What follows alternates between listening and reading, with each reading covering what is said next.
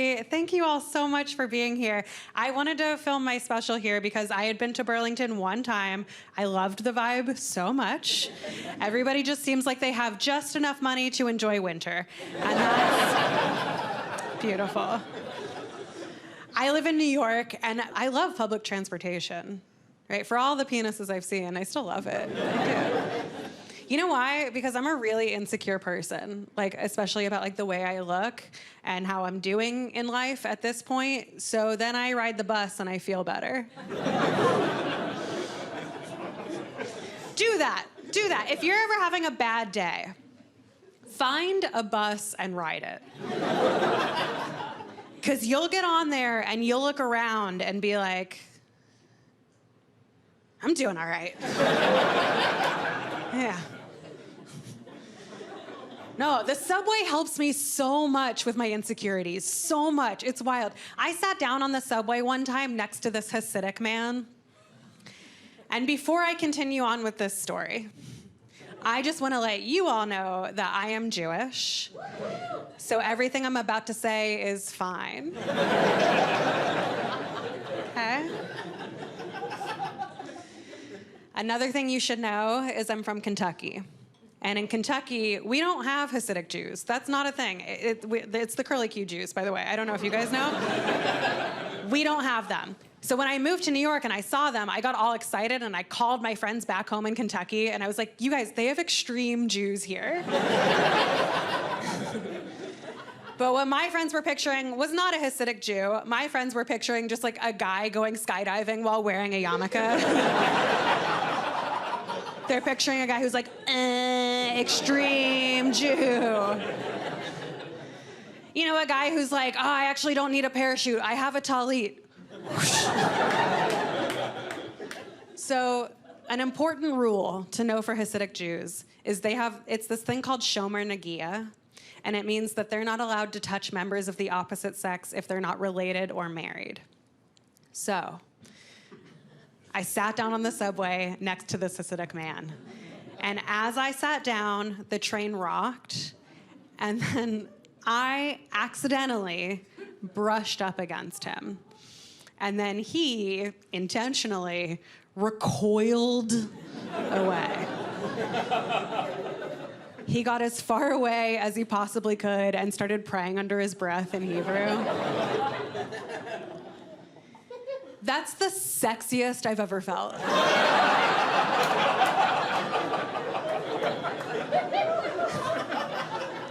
Hands down, hands down. I was like, oh, I'm gonna violate a man's religion today? Still got it, you know? I love public transportation. I do hate flying. That's like a thing I have to do a lot for comedy is fly. I think part of why I hate it so much is I usually fly Southwest. Do you guys fly Southwest or you're doing well? It's tough, man. I fly it because it's a good deal, right? If you're not familiar, on Southwest, you get 2 free checked bags. The only catch is you'll never see them again. It's the most expensive way to take out the trash, actually. So you pack it up and you buy a ticket. If you've ever asked the question, can an airline have clinical depression? Southwest is here to answer, yeah, we sure can. We sure can. I can't think of any other explanation for them because they act like me trying to get out of a party where they'll be like, I'm sorry, guys, but I think I'm gonna cancel. And you're like, why? What's wrong? And they're like, oh, nothing really. It's far. I don't feel like going.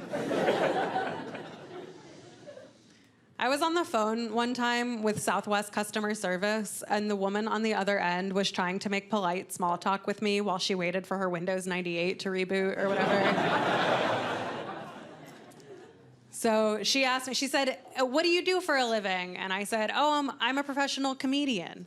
But what she heard me say was, oh, I'm a professional Canadian. And then she just accepted that. That's how much they've seen. Everybody who works there has been there too long and seen too much. Because the only follow-up question she had was, what are the hours as a Canadian? I didn't know. Good God. I travel a lot. It worries my parents. I think that I travel so much by myself. So the last time I went and saw my parents, my mom got me pepper spray, which is fine. I love that. But the pepper spray she got me is covered in rhinestones. Don't do that. Don't bedazzle my weapons. I don't need it. Because the only people who are ever going to see that pepper spray are me and my attacker. And like, I'm not dressing for him. He wouldn't appreciate the patchwork. What's the scenario where that plays out, right? Like what, some guy comes up and attacks me and I'm ready for it and I pull out my pepper spray covered in rhinestones and then he's like, cute. I love that. Where did you get it? I'll put it in my kill kit. That's so cute. My mom worries about me because she watches too much news, and I think it's clouded her perspective of the world, which, like, I don't know. I mean, she has a point. The world feels bad right now, right? Doesn't it feel worse than it used to? Okay, do you guys ever think maybe things wouldn't feel so bad if we had all just forwarded those emails to our 10 friends?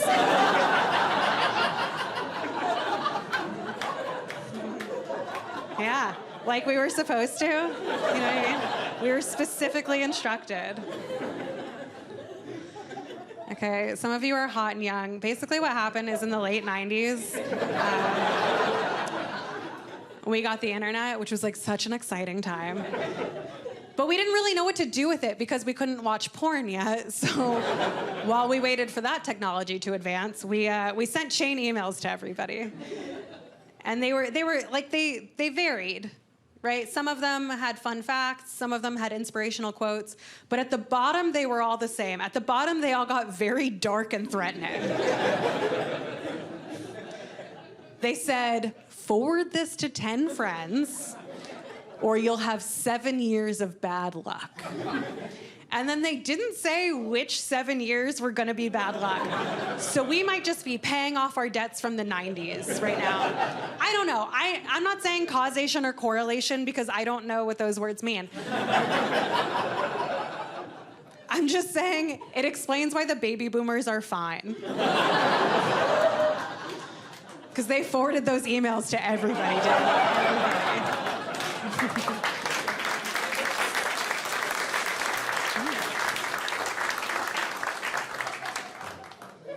I think my parents worry less about me now because I'm married now, which feels crazy to say. It feels so grown up, but I am married. Clap if you're married in here. Okay, all right. Tell me if you guys do this too, because my husband and I are out of things to talk about. We are. It's why I'm here. So what my husband and I do to spice things up, and I'm curious if any of you do this too, is he and I, we like to make up scenarios. And then we ask each other, would you stay with me in that scenario?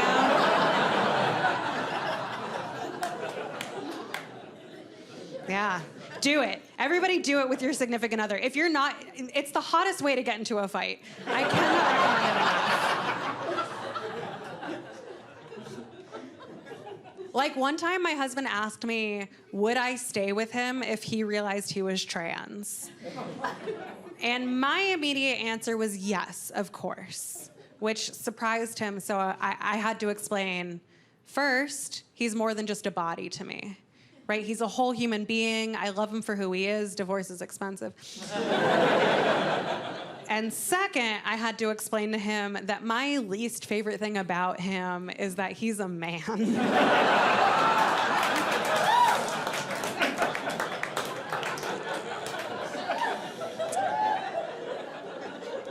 Like, he has great qualities, but I've never been psyched that he was a dude. Do you know what I mean? Okay, I can feel some of you pulling away. I feel it. I get it. I think there's this really boring debate happening right now in this country where people have gotten really obsessed over these definitions of how do you define a man or how do you define a woman. And the reason I find it so boring is I think it's okay that we all have different definitions, right? That's fine. If you define a man as somebody who has a penis, I honestly think that's fine. It's just not how I define a man. Right? I define a man as somebody who does something where then you're like, hey, why would you ever think to do that?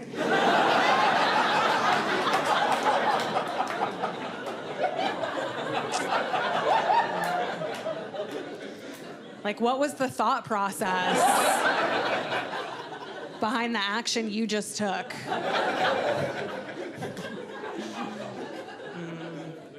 An example, you ask? Sure. You got it. Last week, our dog threw up on the carpet, and then my husband cleaned it up using a dustpan and brush. That's the most man thing I've ever seen in my life. Ever seen it. Okay, here's how I know it's something only a man would do, is I can see you guys. And when I said that, I saw what happened, which was a lot of women looked back at me like, ew, gross, I can't believe he did that. And a lot of men looked back at me like, I don't get it. I don't know what he was supposed to use, I'm gonna be honest. Paper towels. It's fine. The first time my husband ever heard me tell that story on stage, he got so defensive. Because he was like, that wasn't last week.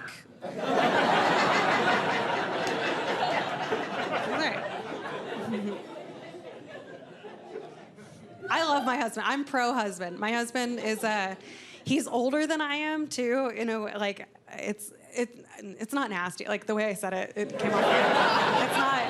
It's not that bad, right? He's older than I am, but you wouldn't look at us together and be like, oh, she doesn't talk to her dad. Like, it's not that bad.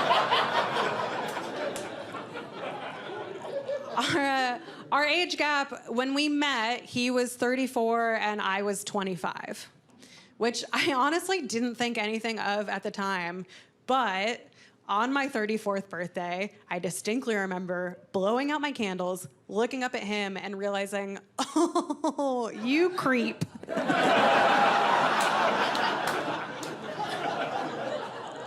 What was he doing with me? That's so gross. Because would I date a 25-year-old guy now at this point in my life? Absolutely not. So gross. I think it's because 25-year-old guys are bad at everything.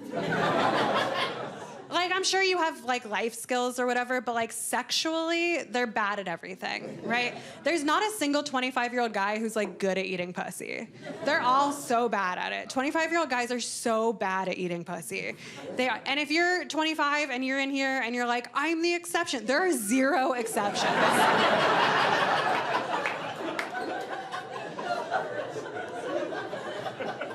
You know why? It's not their fault. It's not at all their fault.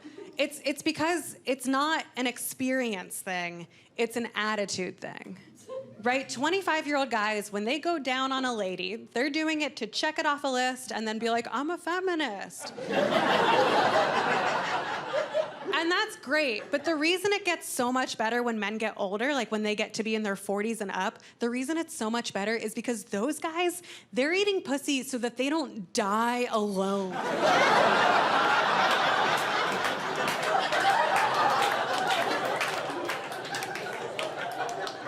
And that is so much better. Truly, they're eating pussy with fear and terror. And that is what makes me come. If I see the whites of your eyes, it's over. You know what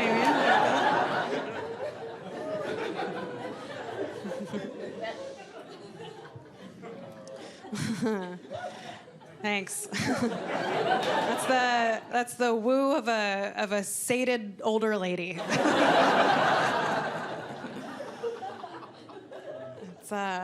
That's interesting. My husband and I, we've been talking about having kids a lot lately, which is so wild to think that I'm old enough to do that. Not only am I old enough to have kids, I'm running out of time.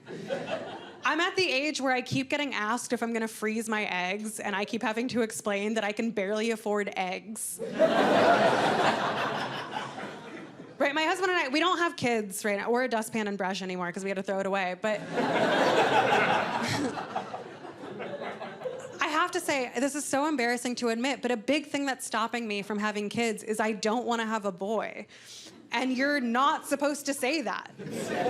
I'm well aware. When somebody asks you, what do you want to have, boy or girl? You're supposed to say, I don't care, as long as they're healthy. But I've given it a lot of thought, and I would rather have a sick girl.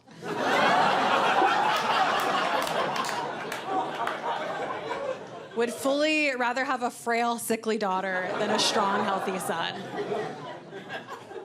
I'm not trying to be insensitive. It's not that I hate men, right? I don't hate men at all. I know I give off that vibe because I have a few jokes about it and a nose ring, but I don't hate men. The reason I don't want to have a boy, one, is because I don't know what, boy issues are. You know what I mean? I don't know where that's coming from. I know where girl issues are coming from. I understand it's society, but I don't know boy issues. And I know men have issues because I've read the comments they leave on my videos. But I don't know where it comes from. The other reason I don't want to have a boy is because when you give birth to a boy in this country, one of the first questions that the doctor asks you as the mother is, do you want to circumcise him? And sorry, but that's a crazy decision that I now have to make for somebody I just met.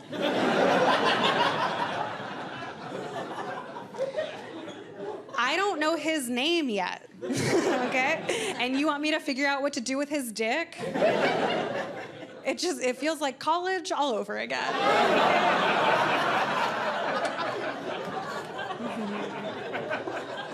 Yeah. I think I'm supposed to just circumcise my son because I'm Jewish and that's what we do. Right? It's not all we do. We do other things too, but that's one of the things. We do it because God promised Abraham to protect him and his descendants if him and his male descendants would get circumcised. And I know, that makes God sound like the most toxic girlfriend. I know I'm not the first person to point this out, but the Old Testament is full of God being very petty and insecure, just going up to every guy asking for sacrifice after sacrifice. And you're like, where does this end? Jesus Christ.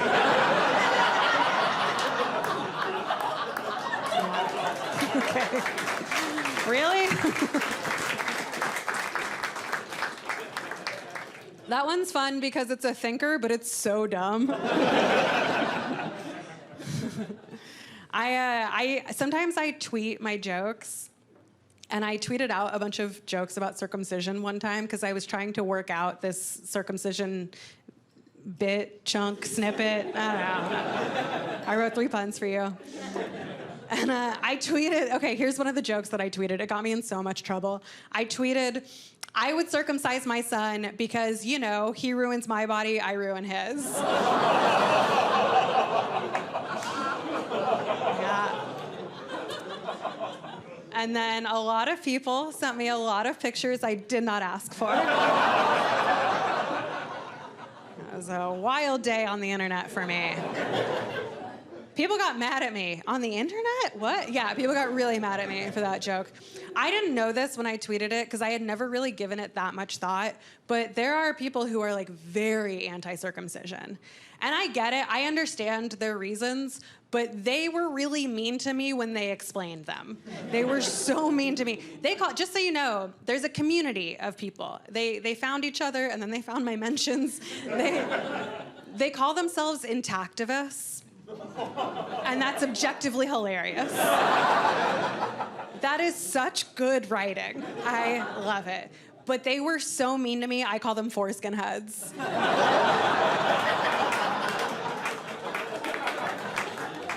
I know, I'm a better writer. I don't know what to tell you. When you have kids, I think it's super important to figure out what you're going to name them and really think about what you're going to name them, because my parents messed up, dude. I don't know how to pronounce my own name. I don't. Everybody my whole life has said it differently, so I just don't know what to do anymore. Because, Jews say my name one way, which is Ariel. But my dad is Spanish, and Spanish people say it Ariel. But I grew up in Kentucky, and they say it Earl.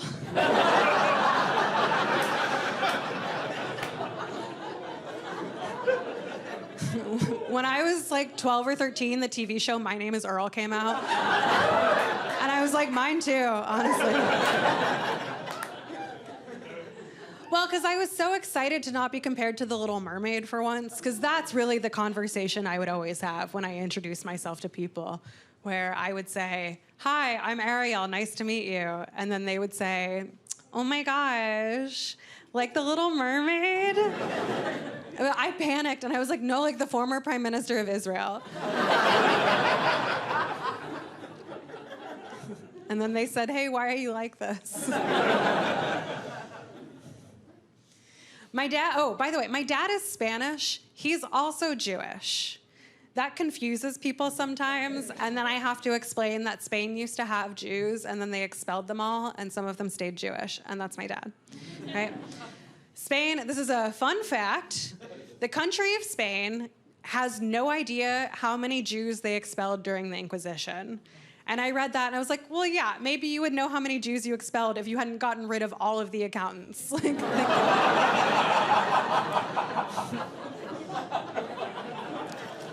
Feels like an unforced error on your part a bit.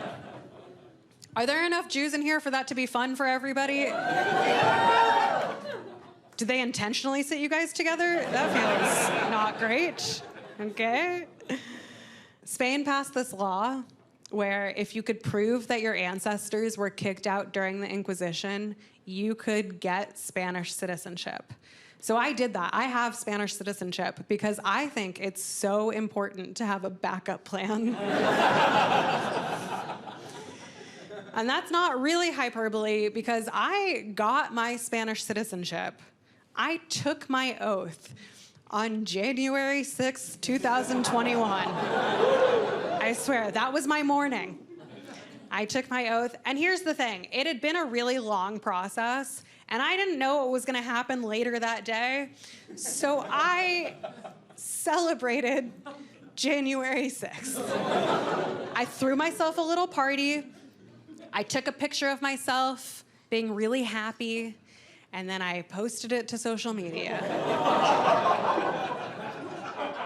It was 3 hours before the insurrection. I didn't know what was gonna happen.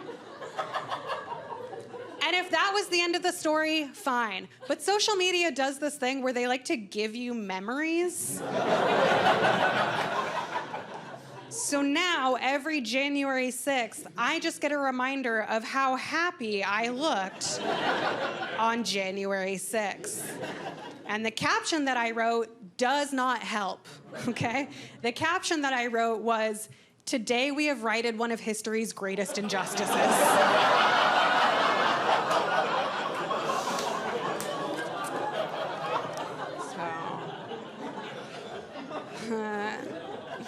My bad. See, social media is a lie. It's a weird time to be Jewish right now. I don't know. I'm not just gonna gloss over everything that's happening in the world. It's weird. It's a hard time to be Jewish. It's also a really hard time to be Muslim. There was a study that came out that showed that anti-Semitic attacks are on the rise. But that same study found that anti-Muslim attacks are also on the rise. And that, for me, was such a reminder of how much Jews and Muslims have in common. And I really do, genuinely, I look forward to the day that we figure out how to take all of this energy that we spend fighting each other and figure out how to put it aside and come together to defeat the Christians.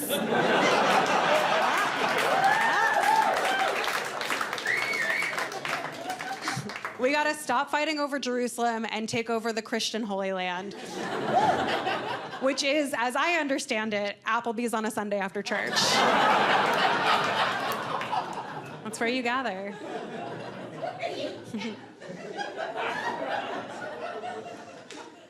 Okay, and if you are Christian, I'm just kidding.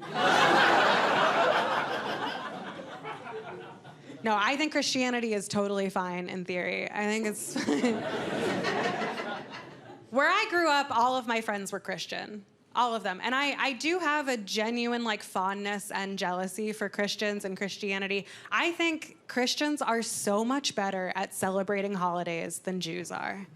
It's no contest. Christians are so good at putting a positive spin on a story that Jews can't do. Passover and Easter happen at the same time. And at Easter, all of my Christian friends were so upbeat and excited, right? They were like, our Lord has risen. And I was like, our bread hasn't.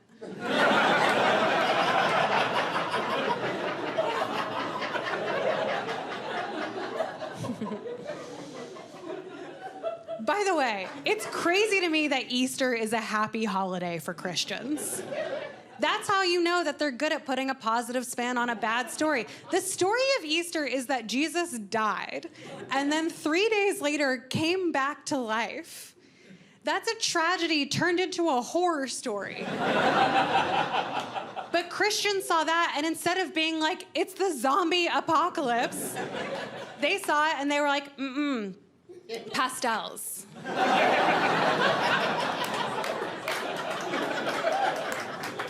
Yeah, that's what we're doing with this information. We're doing pastels and chocolate eggs. Easter, so fun, shouldn't be. Passover, not fun, also shouldn't be. Passover, man, okay, so for those of you who don't know, on Passover we eat matzah, and matzah is this flat, stale, tasteless bread. And we eat it to celebrate one of our most important holidays. It sucks. And trying to find matzah in Kentucky, what a struggle. So I live in New York now. In New York, it's so easy. If you want kosher food in New York, you get an entire Brooklyn for that. In Kentucky, when you needed kosher food, you went to Kroger, you got half an aisle, and you shared it with all the Goya products. So ironic. Goy is in the name. I remember going one year, I was trying to find matzah at Kroger. I couldn't find it. I didn't know where the kosher aisle was. I'm wandering the aisles for 40 years trying to find this. And a man who worked at Kroger saw me searching and stopped me and he said, hey, can I help you? And I said, yeah, do y'all have any matzah? And then he said, huh. Matzah. What are you using it for? And I realized, oh, this man does not know what matzah is, but he's too embarrassed to ask, so he's trying to use context clues. But you guys have spent enough time with me at this point to know I'm not great at making people feel comfortable. So when he said, matzah, huh, what are you using it for? I said, to honor my ancestors. And credit to him, he goes, we don't have that.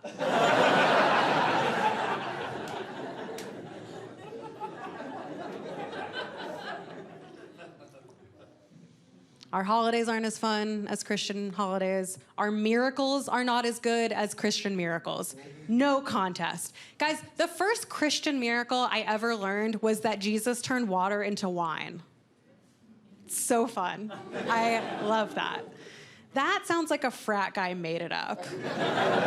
That just sounds like some guy was like, what if the water got us drunk? It's so fun.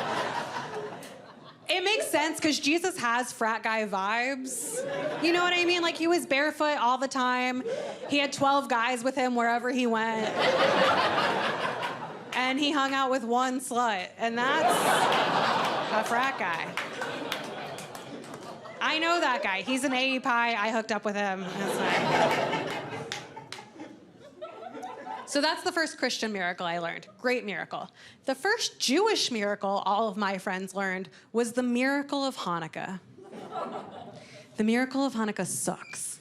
It's not a good miracle. It's super lame. The miracle of Hanukkah, what we're actually celebrating, is that the oil lasted for 8 days when it was only supposed to last for 1 day.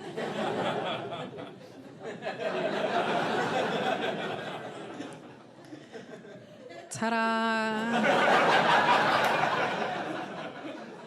God, I hate that miracle. First of all, I don't believe in that miracle because men wrote that down, and men are always lying saying it lasted longer than it really did.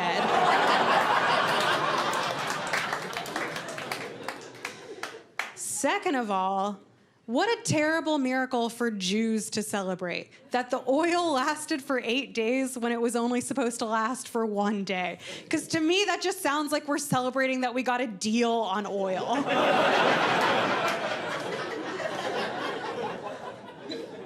Feels like we're reinforcing a stereotype. I don't like it. I hate it. And like, okay, some Jewish stereotypes are true, for sure, absolutely. On the count of 3, everybody say what you think it is. 1, 2, no, I'm just kidding, don't do that, are you insane? No. That's just fun to see who in the audience is like, my time to shine, all right. No, it's a positive stereotype. We have a lot of doctors. That's true. There is a disproportionate number of doctors who are Jewish. I learned that stereotype was true when I moved to New York and I went to a Jewish funeral. The Jewish funeral, it was very crowded, it was very sad. And at the funeral, there was a woman who fainted. And then the person next to her yelled out, "Is there a doctor?" Yeah. Yeah, there is. They yelled back. They were like, "What specialty do you need?"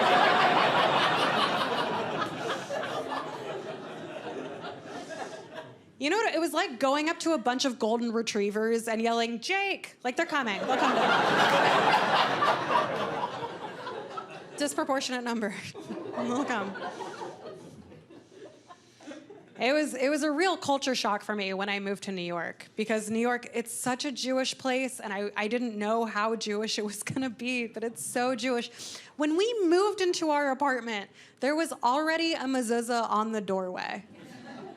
A mezuzah, if you don't know, is a little tiny scroll, and we put it on our doorway. And it's supposed to protect us and also let the Jehovah's Witnesses know to not even bother. Super powerful. Super powerful. And my parents are not from Kentucky, and so I don't think they understood what it meant to raise kids there as Jews. Because when I was in high school, my parents sat me down and they said, "Hey, we know you're gonna start dating soon, and we just wanna let you know that whoever you're into, whether you're into boys or girls or anyone in between, it doesn't matter to us. As long as they're Jewish." In Kentucky, they said that to me. As long as they're Jewish in Kentucky. That leaves exactly 2 people. It's my dad or my brother. Those are the choices. Which in Kentucky is fine, but...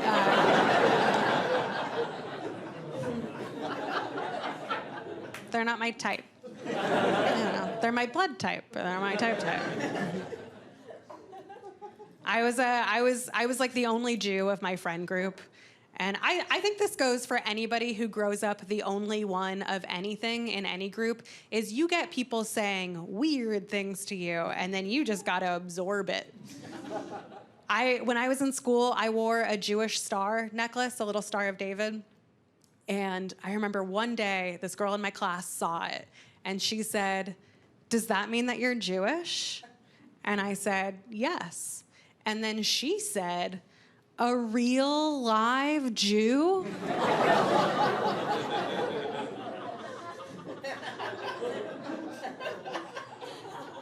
I was just like, "Yeah, babe, he didn't get all of us."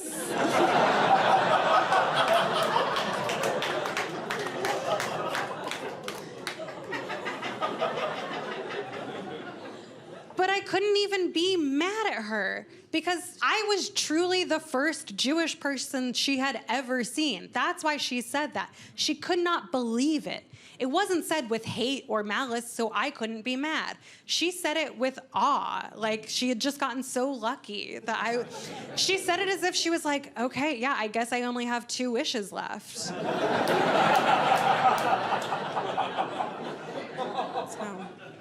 can't be mad at that person. The person I got mad at was, every now and then one of my friends would tell me, they were like, you shouldn't be Jewish. Like, that means you're going to hell. You should be Christian. And I tried to play along. I wanted to be accepted. So I said, okay, what do I have to do to be Christian? And they were like, okay, whenever you're about to do something, just ask yourself, like, what would Jesus do? And I was like, he'd be Jewish. But, like, I know where they were coming from. They were coming from a place of love, right? They really thought I was going to hell. They wanted to save me. The first time I ever heard that, the first time somebody ever told me I was going to hell, it was wild. I was in middle school, and my friend came up to me, and she said, Earl.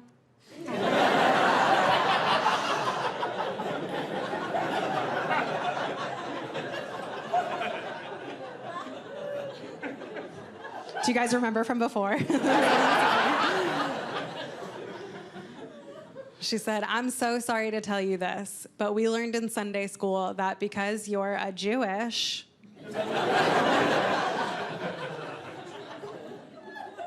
it means you're going to hell. And I was like, oh, wow. You think about me on the weekends? That's awesome. That's cool. You guys are cool. Thank God. Whew. Yeah, no, I've done some terrible shows. This isn't one of them. Done some really terrible shows. I'll tell you, the worst show I ever did, I did a show in New Jersey, which don't...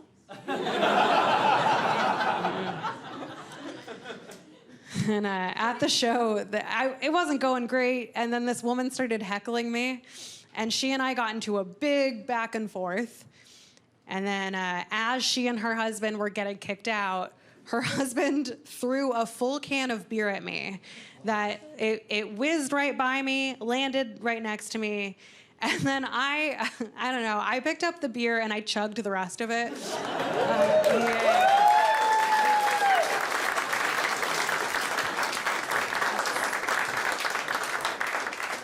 Yeah. I posted a video of that. And that video went pretty viral, It changed my life, honestly. Like, it went, like, actually, I fly Delta now. Like, that's how much it changed my life.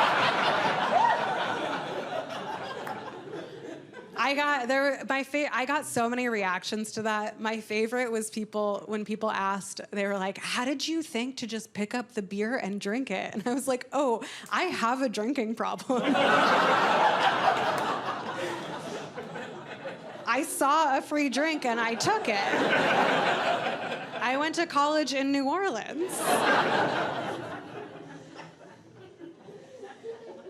Okay, this woman, she was heckling me because she figured out from one of my jokes that I voted for Joe Biden. And we're not going to get too into politics because I don't think that's what we're here for, but I do want to say that it genuinely sucks to have taken a beer can for Joe Biden.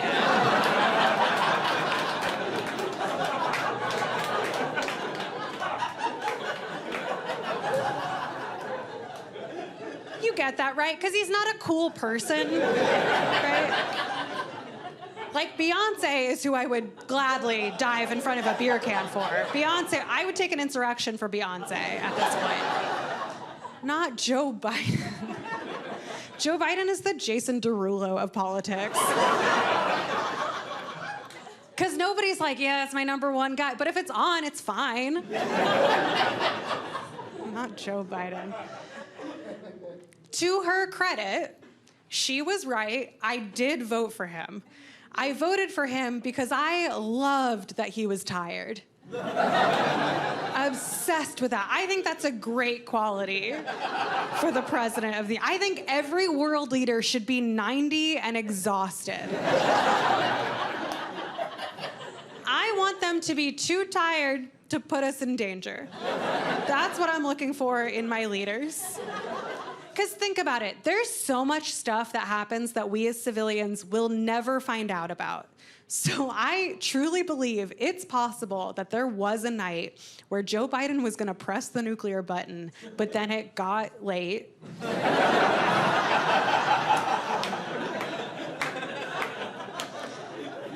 And we all get another day, you know? Like, I do not agree with every decision Joe Biden has made. I disagree with a lot of his decisions, but I take comfort in knowing that for every decision he made, he slept on it.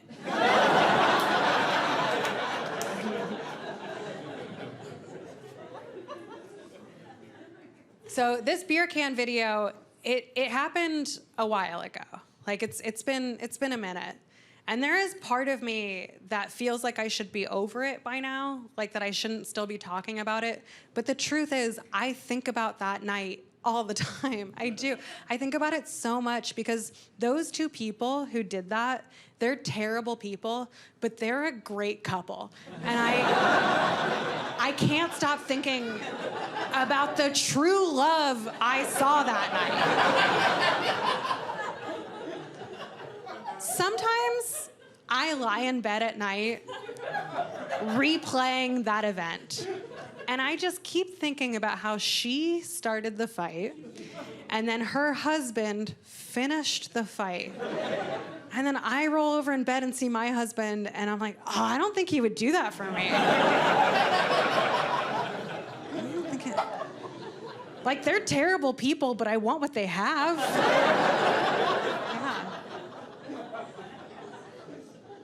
You don't see that very often, right? Like a couple who finishes each other's sentences in prison.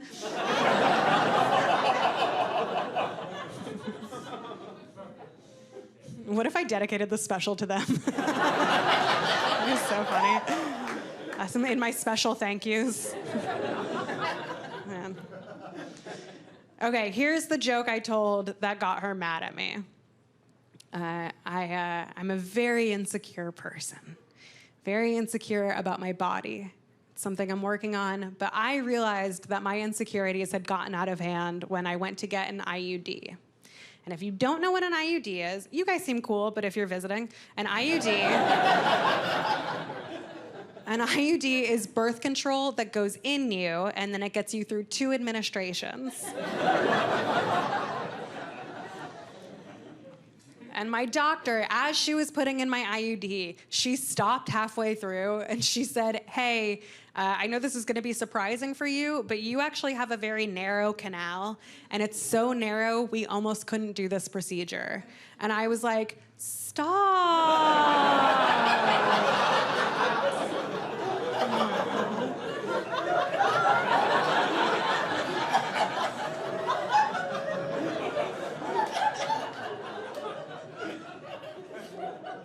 That's so nice, thank you. And she was like, it's a medical condition, Ariel. And I was like, oh, I should get help. The IUD that I have is called Mirena. And I would not get that one again if I were to do it over again. Because one of the side effects of Mirena is that I no longer get my period.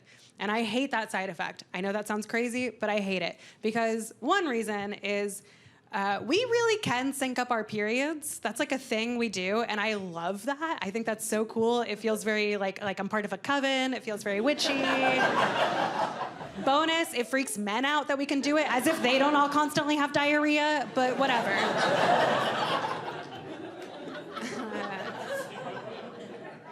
Two, the other reason I miss getting my period is I struggle with depression. And sometimes it was nice to have just accomplished one thing in a day. That's the feel. If you've never had a period before, it's the same feeling that you get whenever you pay rent, right? Because it happens once a month, hopefully on time. Right? Otherwise, somebody's getting evicted.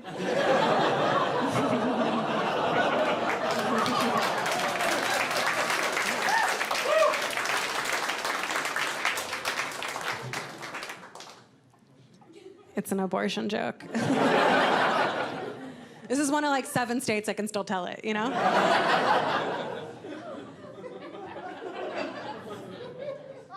I love love my gynecologist. She's the best. The first time I went to her, it was because I was having trouble with adult acne. And then she was like, hey, that's not cute. It's herpes. You have to call it herpes, okay? It's not as clever as you think that you're calling it adult acne. Also, you have adult acne. Okay, and I feel some of you pulling away. Statistically, 1 in 5 of you should be very with me right now, just so we're clear. My husband does not have herpes. He likes me to say that. And when we first met, I was very open with him from the jump. I was like, hi, I'm Ariel. I have herpes. And he was like the former Prime Minister of Israel?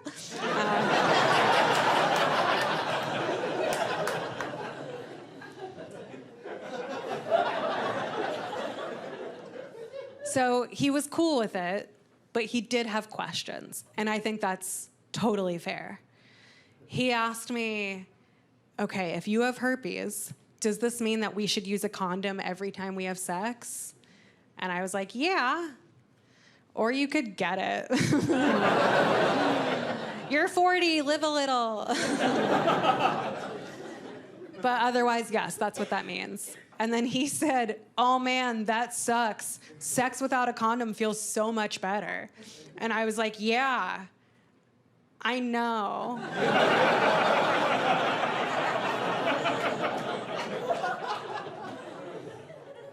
That's how I got herpes. Yeah. It's one of those things, herpes, it sounds much worse than it is, right? I feel like it wouldn't sound nearly as bad if it wasn't plural. Like if I was up here and I was like, I have a herp, you'd be like, oh my God, that's adorable. What is that? I love that. But we don't talk about it, so there's a lot of stigma and there's a lot of misinformation, right? One time this woman after a show came up to me and she said, you don't really have herpes, do you? And I was like, yeah, this isn't a cute thing I'm making up to get guys. And then she said, that's so gross. I used the bathroom after you. And I was like, wait, babe, how do you pee?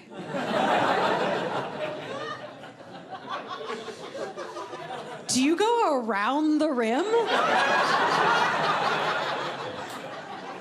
Don't do that. Because that's the only way you're gonna get it from me on a toilet seat. Wild.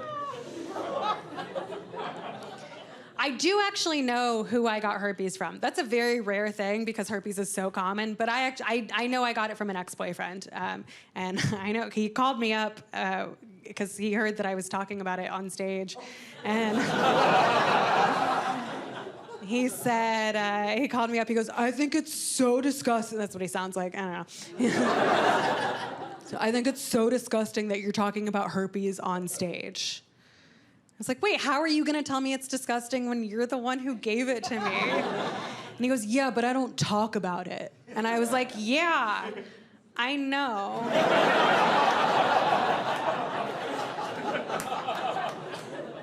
That's how I got herpes. I wish that herpes were the cause of my insecurities, because that would be like a legitimate reason. It's not. I'm just a woman existing, and so that's what happened. Man, I hate that this is a real thing that I'm about to say. I am trying to lose weight. Basically what happened was 2 weeks ago, I accepted my body, and then 1 week ago, I unaccepted it. It's just body image stuff. I struggle with it. Everybody struggles with it. I know that everybody. It doesn't matter what you look like. You've struggled with body image. Right? I used to work with this woman who was really tiny and skinny in this way that I never will be. Right? We're just built differently. I'm built like this. She had little Florida Methodist hips. Do you know what I mean by that? I don't think you know. She's not built to survive. And that is my goal. She's built where you're like her ancestors were never kicked out of anywhere. That's how she's built. which is not how I am built. I know that. I'm built for the old country, right? I'm Jewish on both sides. I'm built for if the ox died, I could pull the cart. That applause hurts. Don't clap at that one.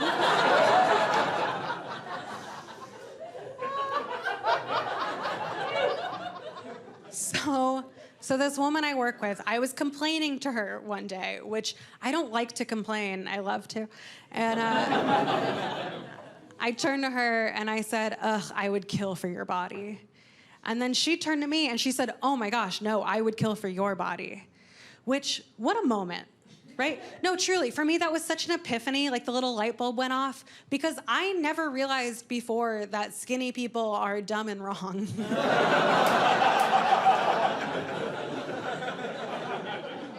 No, I'm just kidding. It's a joke.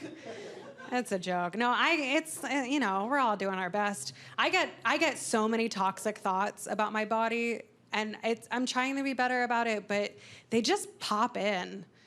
I got food poisoning one time. And my first thought when I got food poisoning was, I can't wait to weigh myself. That's awful. That's a terrible, toxic thought that 3 pounds, but that's a terrible.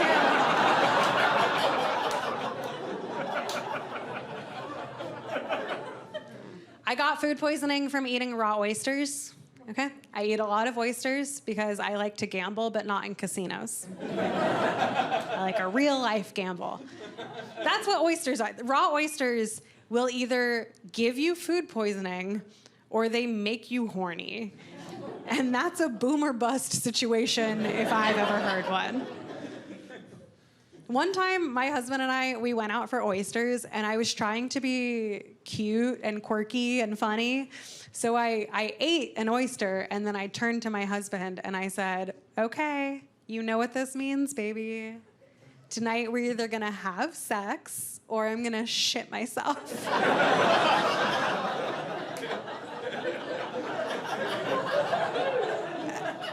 And then without skipping a beat, he said, or both, that's what marriage is. Yeah, absolutely. No, that's how I know I married the right guy. That's support. My husband, man, you guys would love him. He's so nice. He's the nicest guy I've ever met. Here's how sweet he is we've been watching Gossip Girl at night just to calm down. And as we're watching Gossip Girl, he keeps saying over and over, I can't believe they're doing all this on a school night. So sweet. He's so nice. I truly believe that if he and I were hooking up and I got food poisoning in the middle of it, like if he and I were hooking up and I shit myself in the middle, I don't think he would be mean to me about it.